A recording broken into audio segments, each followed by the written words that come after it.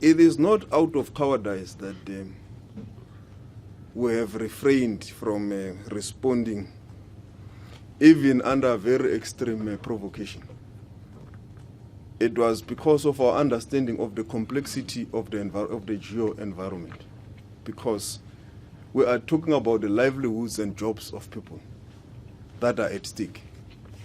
So that's why we're focused on the ball, on the negotiations, on the framework, and we did not want to focus on the speculations, whether it's because of BEE or affirmative action or any other politics that has not been brought to the negotiation table. So we focus on what we have presented to the US government, and we believe we're dealing with that. We have yet the speculations from those that have visited Washington who have told us that these are the issues that they were told, but those issues are not in the feedback and what we have on the table with regards to the framework that we have submitted.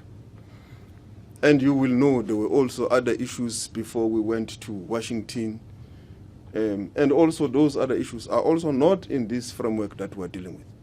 So we prefer to deal with what is in front of us at these negotiations, so that we separate facts and other things that we hear in the streets.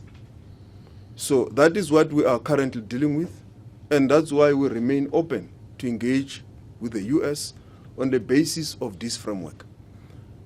You will have noted that when we raise the issue of value addition at source and also beneficiation, we raise it with the US, but not only with the US, we raise it with all our trading partners.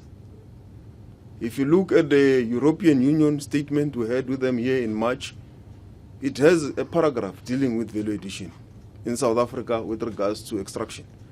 We have got almost the majority of the mineral resources that the world needs as a continent that must be beneficiated at source.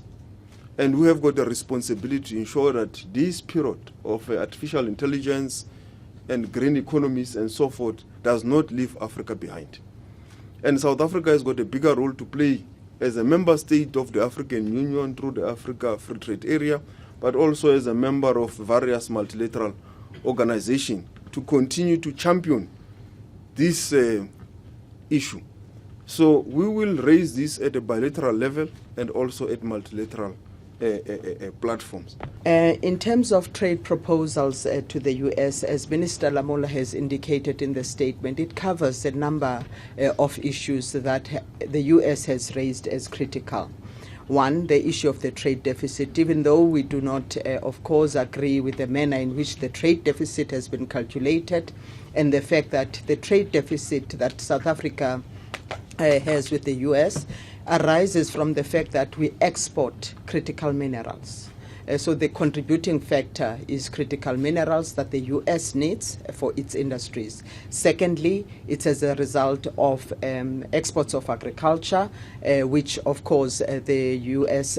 also needs. We already have markets that are open for South Africa to take advantage of, and we've seen a rise in exports through the AfCFTA. Between February and July, our exports through the AfCFTA have reached over 1 billion rands. So you can see that a lot of our exporters are taking advantage of the new market access opportunities. But with regards to competition issues, we already have a competition protocol that has been concluded under the AfCFTA that ensures that we are able to have a coordinated mechanism to address anti-competitive behavior and ensure an inclusive continental market. No, I think the question around our relationship with Israel, it's important to put it into context. South Africa's actions from the start has always been to prevent and end a genocide. And that's in line with the Genocide Convention.